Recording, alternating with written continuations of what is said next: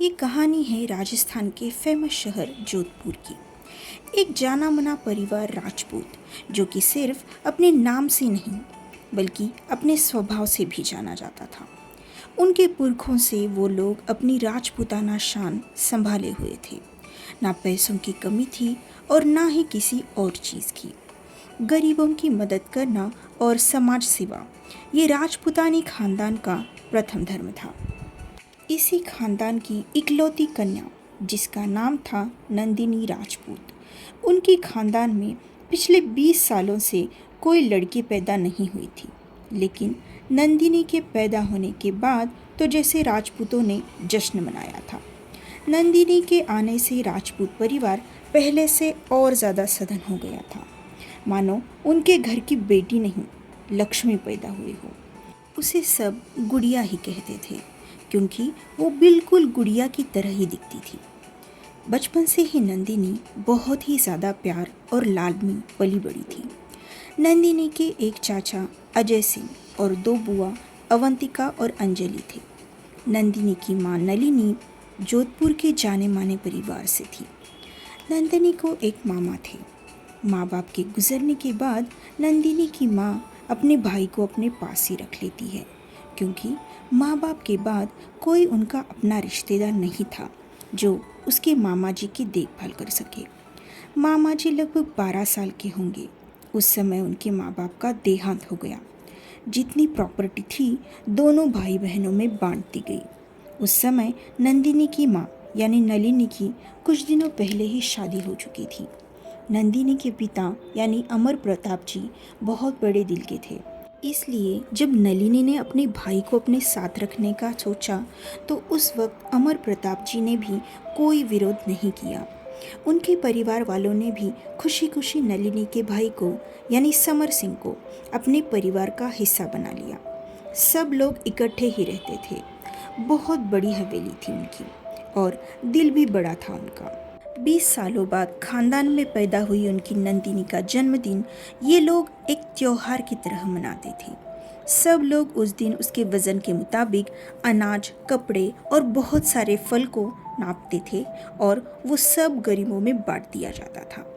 पहले पहले तो नंदिनी को ये सब कुछ अच्छा लगता था, लेकिन जैसे जैसे वो बड़ी होने लगी, उसका प्यार गरीबों के प्रति बढ़ गया।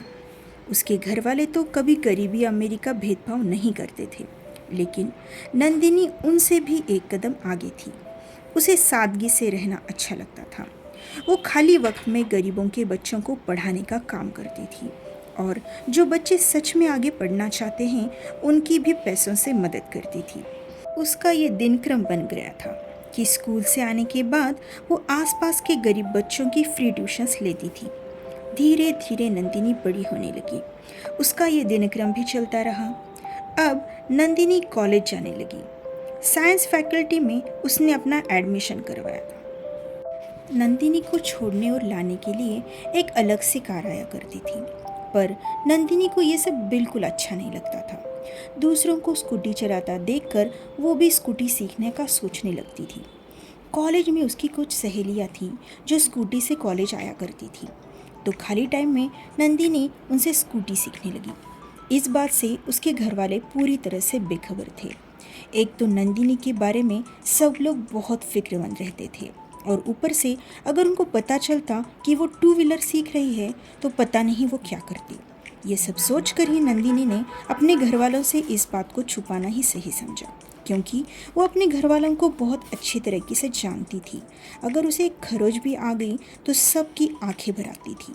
तो अगर 2 व्हीलर चलाते वक्त उसे कुछ हो गया तो वो लोग अपने आप को संभाल नहीं पाएंगे। इसलिए नंदिनी चुपचाप अपना काम कर रही थी। धीरे धीरे वक्त आगे बढ़ता गया।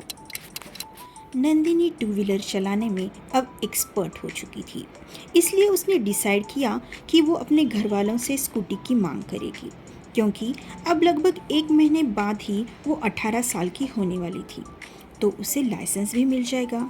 ये सब सोचकर ही नंदिनी खुश हो जाती है। एक दिन कॉलेज से घर आने के बाद नंदिनी सबसे पहले अपने मामा सा समर सिंह को ये बात बताती है। मामा सा को तो बड़ी खुशी हो जाती है, लेकिन दूसरे ही पल घर वालों का ध्यान आता है तो वो बोलते हैं, देख गुड़िया, तू जानती है घर वाले तुझे इसकी परमिशन कभी नहीं देंगे। तेरे जन्म से 20 सालों पहले से ही तेरे पूर्वज हर मंदिर, मस्जिद, गुरुद्वारा, चर्च और पता नहीं कहाँ गए, लेकिन उनके घर कोई लड़की पैदा नहीं हो रही थी। कहा जाता था कि किसी साधु ने इनके पूर्वजों को श्राप दिया था कि इनके घर बेटी जन्म नहीं लेगी।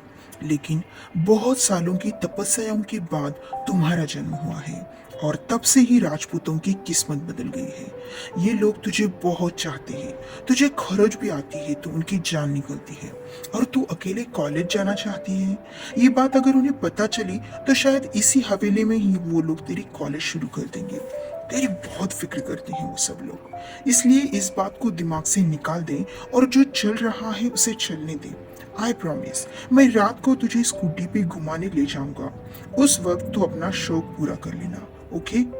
अपने मामासा की बात सुनकर नंदिनी नाराज हो गई। उसे लगा था कि उसके मामासा उसकी मदद ज़रूर करेंगे, लेकिन उन्होंने जो कहा वो सब सुनकर नंदिनी को लगने लगा कि सच ही तो है। मेरे घर वाले मुझे कभी इजाज़त नहीं देंगे। मैंने तो बिना सोचे समझे ही टू व्हीलर चलाने के ख्वाब देखे। मैं तो अपनी मर्ज़ी से कुछ कर नहीं सकती।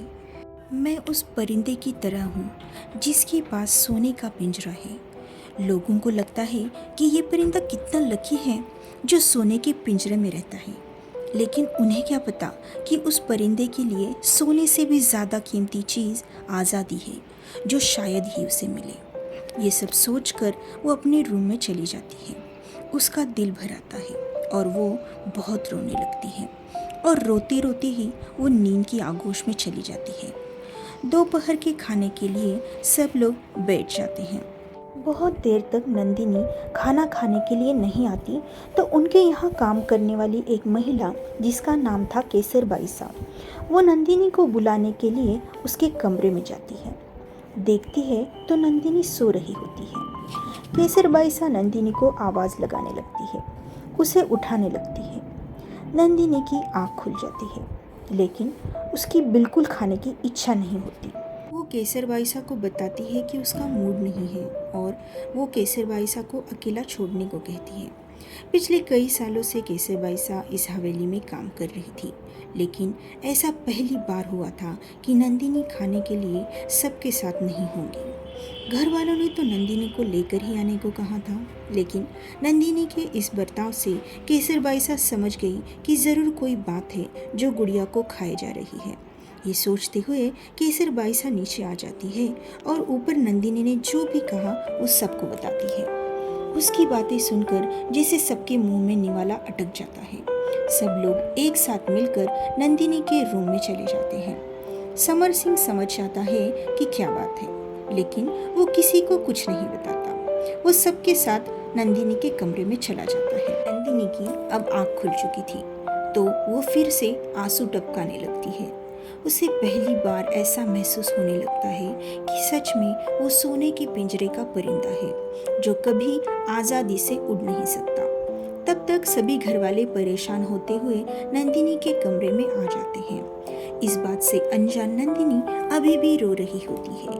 उसकी सिसकियां सुनकर सभी घरवाले भागते हुए उसके पास चले जाते हैं। अचानक उनके आ जाने से नंदिनी झट से आंसू पोंछती है, लेकिन उसकी आंखों में आंसू देखकर सभी घरवाले और डर जाते हैं। सब लोग एक साथ ही उससे पूछने लगते हैं।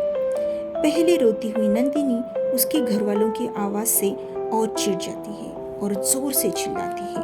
उसके इस बर्ताव से सब लोग बहुत ही अचंभित होते हैं और घबराने लगते हैं। वो सब सोचते हैं कि लगता है शायद नंदिनी के साथ बहुत ही बड़ी घटना घटी है, इसलिए वो लोग उसके बात करने का इंतज़ार करते हैं।